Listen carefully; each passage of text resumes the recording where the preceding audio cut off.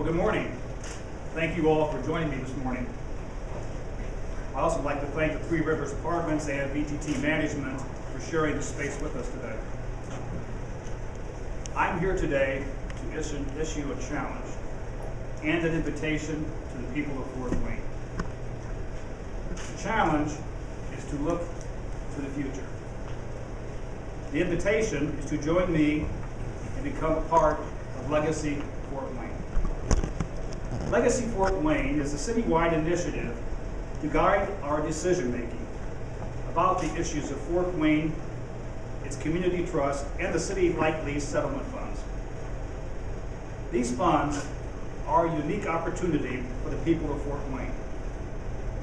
Through the resolution of the city Lease and careful oversight of our trust funds, our community now has a once-in-a-lifetime opportunity. We have the chance to help discover uses for nearly $75 million. Our mission must be to use these resources wisely to strengthen Fort Wayne and to better position us for economic growth. While the two funds won't become available until the settlement has been approved by the IURC, the time is right to begin our community conversation. To lead that process, I am pleased to announce the formation of the Legacy Fort Wayne Task Force. The task force will consist of 15 citizens who are a true reflection of our community. They come from all facets of life and all walks of life. Co-chairing the task force are Dr. Quentin Dixie. He's a professor of philosophy at IPFW, and James Vann, chairman of the board of directors of Ray Mag McGuire. I'd also like to recognize the other members of the task force. Dr. Carol Bond, vice president, chief medical officer of Fort Wayne Neighborhood Health Clinic. James Cook, president, Northeast Indiana region, Chase Bank. Jennifer Callison, vice president of Mike Thomas Associates, C.F. Tucker. Meg Dissler, executive director, St. Joseph Community Health Foundation. Joe Dorco, chief executive officer, Lutheran Health Network. Martin Fisher, executive director, Science Central. Kathy Hawks, music director, The Chapel. Julie Ensky, publisher, Fort Wayne Journal-Gazette, and Dr. Wendy Robinson, superintendent of Fort Wayne Community Schools. Now, there are two more individuals that I have appointed. They are members of Fort Wayne City Council, Marty Bender and Tim Pape, who have consistently demonstrated bipartisanship through their tenure on the council. Also, as their roles as city council representatives, they will in turn select the final two members of the task force from the community. Along with guiding this important effort, the task force will investigate options, engage the public, and ultimately develop recommendations that will be forwarded to me and the City Council. While the work of this task force is crucial, the real centerpiece of Legacy Fort Wayne is community involvement. It's the part of the initiative in which every resident can participate, suggest projects, express opinions, and vote their preferences. To gather all that input, the task force will use a broad array of methods ranging from public meetings to online tools. You'll hear more about that in the weeks to come.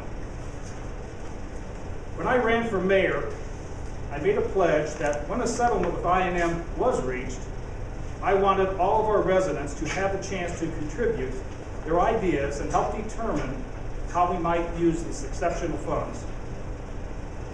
Legacy Fort Wayne is a promise kept.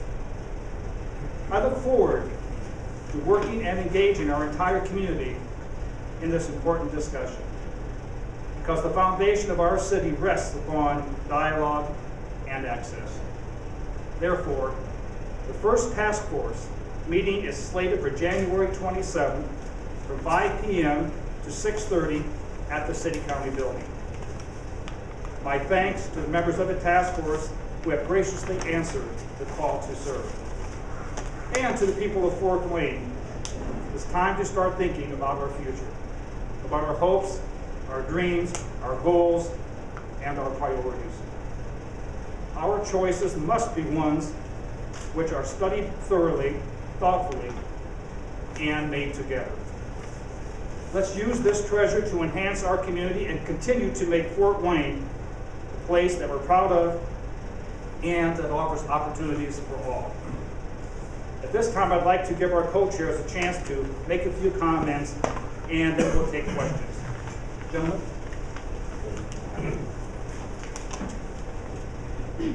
$75 million sure get your attention in a hurry.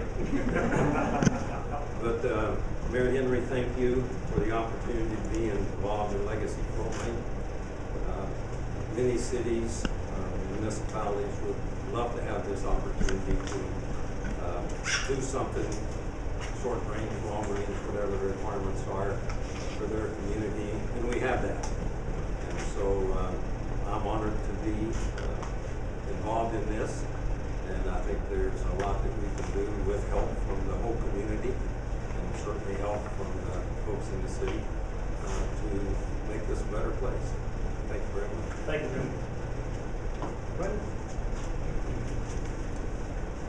Let me start by assuring my wife I'm not getting paid for this.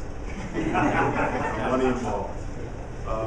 When I moved back to Fort Wayne roughly 8 years ago, I noticed that, wow, Fort Wayne's a lot like it was when I grew up. And that's a good thing. And at the same time, I think that's a bad thing. And being a part of Legacy Fort Wayne, in my opinion, gives me an opportunity to contribute to the future of Fort Wayne, so that perhaps there are some things that we can enhance. So when my kids move back to Fort Wayne 20, 30 years from now, they won't just say, wow, Fort Wayne's exactly like it was when Dad was a kid. There are some things that we can point to that we've actually accomplished that made Fort Wayne better. Thank you. At this time, any member of the committee, myself, would be available for questions or for individual interviews if you so desire. What type of recommendations are you hoping to get from the committee? I mean, specifically how to use or invest the money? Correct. The task force job initially will be to set up, structure some parameters for public input to eventually come out to the general public and say these are areas that we'd like for you to submit your ideas and so on. Again, it's the committee's job to ultimately come up with those parameters and then to begin to receive those and assign those to specific areas and ultimately come up with some recommendations that will be forwarded to the administration and to the city council. Are you hoping those are made in any specific time frame? I believe that they have about 5 or 6 months to accomplish their task. You still hold, tell me about once you get this input. I mean, I assume that you would reserve primary decision-making authority as it relates to this. Well, we'll go to raises, I can tell you that. I'll go, no, never mind. No, ultimately the recommendations will come to the administration, and then in consultation with the city council, who also must approve the recommendations, will decide how to forward that. One of my hopes with the committee is to not only receive the suggestions and recommendations from the city, but then also prioritize those based upon monetary flow. And then those again would come to the administration and to the city council. Well, again, thank you all very, very much. Again, I'm sure any of these gentlemen will be available for individual interviews. Thank you.